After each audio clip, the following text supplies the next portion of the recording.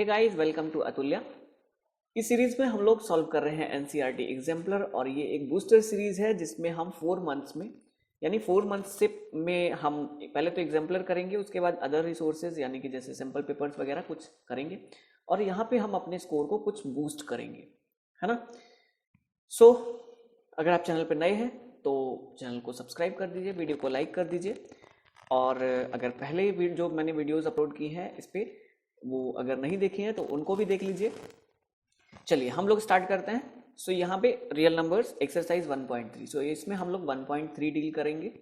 देखिए, सो यहाँ पे क्वेश्चन नंबर 10 से हम लोगों ने स्टार्ट किया क्योंकि स्टार्टिंग के जो 9 क्वेश्चंस हैं वो आपके सिलेबस में नहीं है, तो इस सीरीज में आपको वही क्वेश्चंस करवाऊंगा जो आपके सिलेबस में है। सो प्रूव दैट √3 + √5 इज इरेशनल। तो √3 और √5 यानी √3 + √5 एक इरेशनल नंबर है और ये आपको प्रूव करना है। और आपने जितने भी अगर सैम्पल पेपर सॉल्व किए होंगे, है ना, या प्रीवियस ईयर्स पेपर सॉल्व किए होंगे तो आपको ऐसे क्वेश्चन जरूर मिले होंगे क्योंकि ऐसे क्वेश्चन हर साल पूछे ही जाते हैं 3 मार्क्स में, 2 मार्क्स में, है ना, तो ऐसे पूछ लिए जाते हैं। चलिए, सो हम यहाँ पे लिखेंगे let us assume √3 + √5 is a rational number. हमने मान लिया, ठीक है, कि ये एक रेशनल नंबर है। ओके, √3 + √5 = a, ये मान लो रेशनल नंबर है, यानी कि where a is a rational number. आप चाहो तो यहाँ पे p/q भी ले सकते हो, p/q से भी लगा दीजिए, तब भी कोई प्रॉब्लम नहीं है। यहाँ से मैंने क्या किया, √3 = a - √5। Okay, squaring on both side,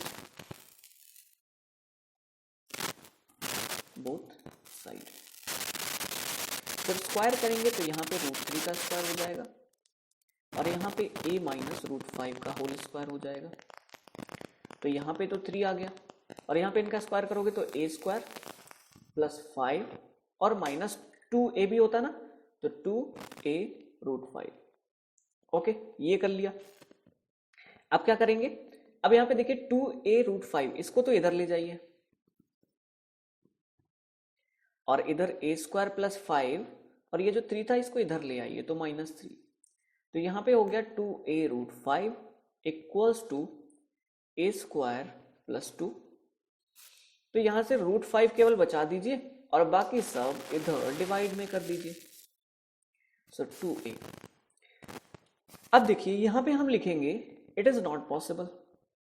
क्यों पॉसिबल नहीं है? क्योंकि आप देखिए एक साइड आपका √5 है जो कि एक रेशनल नंबर है और एक साइड a² + 2/2a है जो कि एक रेशनल नंबर है।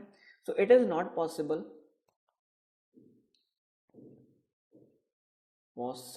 Because LHS is an irrational number while RHS is a rational number. So RHS आपका रेशनल नंबर है, therefore our assumption is false। Okay, so अपना assumption जो हम लोगों ने किया था वो false हो गया, है ना। therefore √3 + √5 is an irrational number। सो आसानी से हम लोगों ने प्रूव कर दिया और ऐसे क्वेश्चंस आपको प्रूव करने आने ही चाहिए क्योंकि ये डेफिनेटली पूछे जाते हैं और पूछे जाएंगे भी, ठीक है। इस टाइप का prove that √3 is irrational, prove that √5 is irrational, या फिर ऐसा दो को मिक्स कर दिया √3 + √5, है ना। तो ये क्वेश्चंस कुछ आते ही रहते हैं। नेक्स्ट पे चलते हैं, question number 11। Show that 12 to the power n can not and with the 0 with the digit 0 और 5 for any natural number n, यानी कि जो 12 टू द पावर n है वो 0 या 5 से एंड नहीं हो सकती, ठीक है। 12 टू द पावर n 0 या 5 से एंड नहीं हो सकती। तो यहाँ पे आप क्या करेंगे, देखिए इफ, अगर आपको पता है कि अगर कोई नंबर 0 या 5 से एंड होता है, लास्ट होता है, यानी कि मैंने जैसे एग्जांपल ले लिया 1000, तो या मैंने ले लिया 1250, या मैंने ले लिया 380, है ना, कोई भी नंबर ऐसे ले लिया, तो जो भी नंबर 0 से या एंड होता है, या मैंने ले लिया 385, कुछ भी ले लिया, तो जितने भी ऐसे नंबर्स होते हैं वो सारे नंबर्स हमेशा 5 से डिविजिबल होते हैं, यानी कि 5 उनका एक फैक्टर होता ही होता है, ठीक है।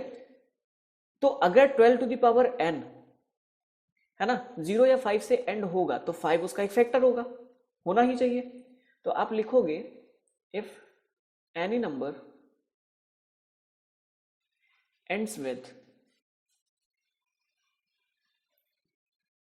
0 और 5, it has 5 as its factor, तो 5 इसका एक फैक्टर होता ही है ना।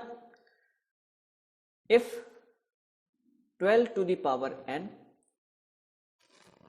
एंड्स विद, अगर 12 टू द पावर n भी 0 से या 5 से एंड होगा, एंड्स विथ 0 और 5, इट शुड हैव, तो इसके पास भी होना चाहिए क्या, 5 एज इट्स फैक्टर, तो इसके पास भी 5 एक फैक्टर होना चाहिए, ठीक है, ओके। 12 के फैक्टर क्या होते हैं, 2 2 4 3 12। अब देखो 12 के फैक्टर में अगर ये है और 12 की पावर n, यानी कि कितने भी टाइम्स 12 कर दोगे तो उसमें 2 2 and 3 ही तो आएगा, 5 कहीं आपको देखने को मिलेगा, नहीं मिलेगा। तो आप लिख दीजिए 5 is not a factor of 12, so it is not a factor of 12 to the power n, है ना, 12 to the power n, therefore 12 to the power n cannot end with 0 और 5, यानी कि ये 0 और 5 से एंड नहीं हो सकता। अगले पे आ जाओ। So on a morning walk पे 3 पर्सन्स स्टेप ऑफ टुगेदर, 3 लोगों ने साथ में चलना स्टार्ट किया, and their steps measure 40 centimetre, 42 centimetre, 45 centimetre, तो यानी कि 3 लोगों ने साथ में चलना स्टार्ट किया। अब एक के जो स्टेप्स है ना वो 40 सेंटीमीटर के स्टेप्स हैं, एक आदमी 42 सेंटीमीटर का, एक आदमी 45 सेंटीमीटर, यानी एक बंदा छोटा है, किसी के पैर लंबे लंबे हैं तो वो लंबे लंबे कदम रख कर चला जा रहा है ना, ऐसे करके कुछ है। Respectively what is the minimum distance each should walk so that each can cover the same distance in complete step, यानी कि अगर आपको वो मिनिमम डिस्टेंस फाइंड करनी है जिसमें वो सेम स्टेप्स चले, है ना, यानी कि उनके नंबर ऑफ स्टेप्स सेम हो। तो जब भी ऐसा लीस्ट या मिनिमम ऐसा कुछ आए तो हमेशा समझ जाइए कि आपसे एलसीएम निकालने की बात कर रहे हैं, है ना। तो आपको सीधा सीधा निकालना है एलसीएम ऑफ 40, 42 एंड 45, एलसीएम निकाल दीजिए, है ना। तो 42 एंड 45 एलसीएम इनका निकालते हैं। देखिए 2 से कट कर दीजिए तो 2 से कट करोगे 20 आ जाएगा, 2 से कट करोगे 2 2 4, 2 1 2, 45। आप चाहो तो अलग अलग फैक्टर्स उनके निकाल दीजिए, है ना, और फिर जो कॉमन लेके करते हैं उससे भी कर सकते हैं। 2 से कट करेंगे तो 2 10 20, अगेन 2 से कट करेंगे तो 2 5 10,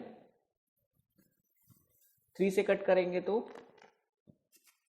5 3 7 21, 3 से कट करोगे तो ये 15 हो जाएगा, 3 से ये कट करोगे तो 5 7 3 5 15, आगे कट करेंगे तो 5 से करेंगे, 5 1 5 7 5 1 5, और अगेन कट करेंगे 7 से, सो 1 1 1। अब देखो ये आपके पास आ गया LCM इक्वल्स टू, LCM कितना हो जाएगा 2 into 2 into 2 into 3 into 3 into 5 into 7। तो देखिए 2 2 ज़ा 4 2 ज़ा 8, 8 3 ज़ा 24 3 ज़ा 72 एंड 72 इंटू 5 इंटू 7। सो 72 में पहले 5 का कर लो तो 5 2 ज़ा 10, 1 5 7 ज़ा 35 एंड 1 36 इंटू 7। सो 0 7 6 ज़ा 42, 4 बचा एंड 7 3 ज़ा 21 एंड 4 21 एंड 4 तो 25 हो गया। सो 2520 स्टेप्स। यानी कि आप लिख देंगे कि ये जो 3 पर्सन्स हैं इनको कितने मिनिमम स्टेप्स चलने चाहिए, 2520 यानी 2520 स्टेप्स अगर ये चलेंगे तो यानी कि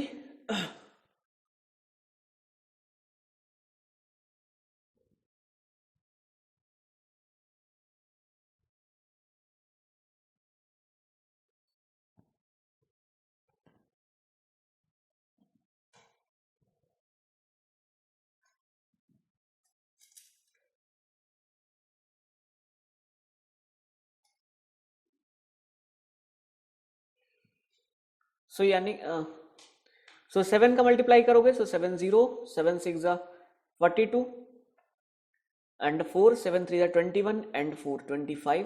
सो ये आपका 7 सेंटीमीटर में था तो सेंटीमीटर में ही आ जाएगा, है ना। तो आप अगर चाहो तो इसको मीटर में कन्वर्ट करोगे तो 2520 डिवाइडेड बाई 100 तो इक्वल टू हो जाएगा 25.20 मीटर। तो यानी कि इतनी डिस्टेंस जब ये साथ में चलेंगे, है ना, इतनी डिस्टेंस जब ये चलेंगे 25.20 मीटर तो इन्होंने सेम नंबर ऑफ स्टेप्स चले होंगे, है ना। सो ये आपका आंसर हो गया। आगे देखिए question number 13, right the denominator of the rational number 257 divided by 5000 in the form 2 to the power m into 5 to the power n where m comma n are non negative integers, hence write its decimal expansion without actual division। आपको क्या करना है, पहले तो इसका जो denominator है उसको 2 to the power m and 5 to the power n में बताना है, उसके बाद डेसिमल एक्सपेंशन भी लिखना है विदाउट एक्चुअल डिवीजन। तो आप क्या करेंगे, आसानी से इसको कर देंगे। देखिए 257 डिवाइडेड बाई 5000 के आपको फैक्टर बना लेने हैं क्योंकि ये डिनोमिनेटर में है ना। सो आसानी से आप देखिए 2 से करेंगे तो 2 2 ज़ा 4 10 2 5 ज़ा 10 0 0, 2 से कट करोगे तो 2 1 ज़ा 2 2 2 ज़ा 4 10 2 5 ज़ा 10, 2 से कट करोगे 2 6 ज़ा 12 एंड 25 2 6 ज़ा 12 एंड 2 2 ज़ा 4 10 2 5 ज़ा 10। और इसके तो फैक्टर्स आपको करने आते ही हैं। 5 से कट करोगे तो ये 125 आएगा, 5 से कट करोगे तो 25 आ जाएगा एंड अगेन 5 से कट करोगे तो 5 आएगा और अगेन 5 से कट करोगे तो 1 आएगा। तो यहाँ पे मैं लिख सकता हूँ 257 divided by 2 to the power 3 into 5 to the power 4। अब आप देखिए 2 to the power 3 है यानी कि एक 2 की कमी पड़ रही है नीचे, यानी कि 2 की पावर और 5 की पावर सेम बना लोगे अगर तो आपका काम आसान हो जाएगा। तो मैंने क्या किया कि 2 से ऊपर नीचे मल्टीप्लाई कर दिया, है ना। तो क्या करोगे 257 में अगर मैं 2 का मल्टीप्लाई कर दूं तो 2 7 ज़ा 14 1 2 5 ज़ा 10 एंड 1 11 एंड 2 2 ज़ा 4 एंड 1 5 और डिवाइड में अगर करोगे तो 2 to the power 4 into 5 to the power 4, है ना। तो ये तो आपने 2 to the power m और 5 to the power n में लिख दिया, ठीक है। सबसे पहला काम डिनोमिनेटर को ऐसे लिख दिया। उसके बाद उन्होंने कहा डेसिमल एक्सपेंशन में भी बताना है, तो देखो 514 upon 2 into 5 to the power 4 यहां तक पहुंच गए। अब जरा इस पोर्शन को इरेज कर लेते हैं, है ना। देखिए फिर इसको सॉल्व करते हैं।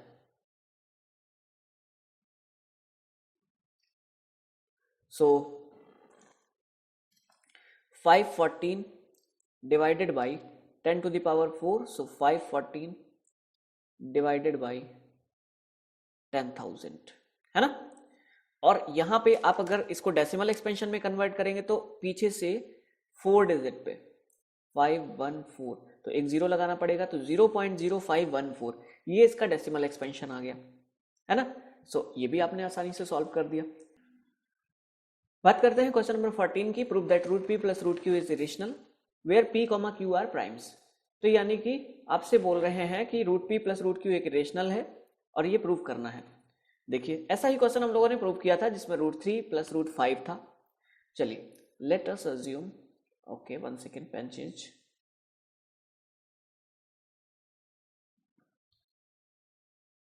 Late us assume root p plus root q is rational number,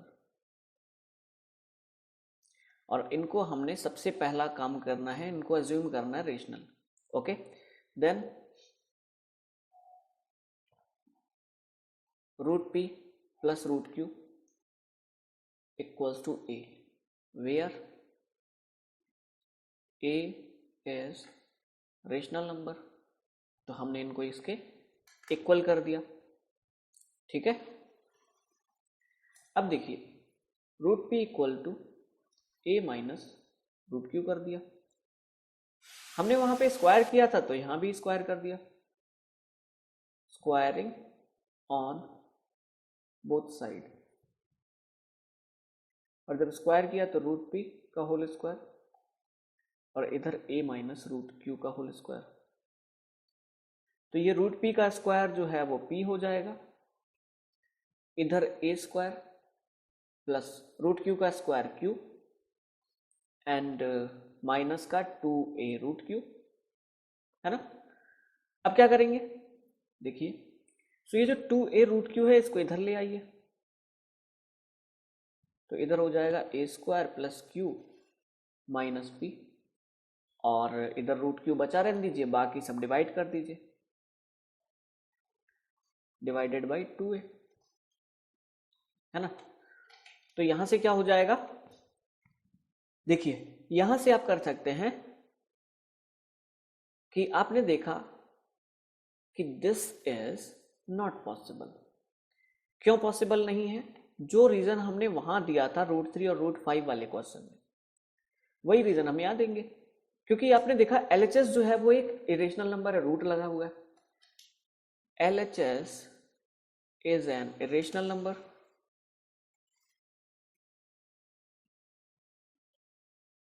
number,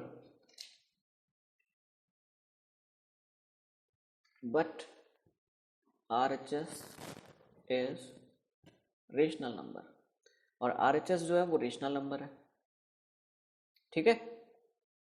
तो इसका मतलब ये हुआ कि हमने जो अजम्पशन लिया था, आवर अजम्पशन इज फॉल्स,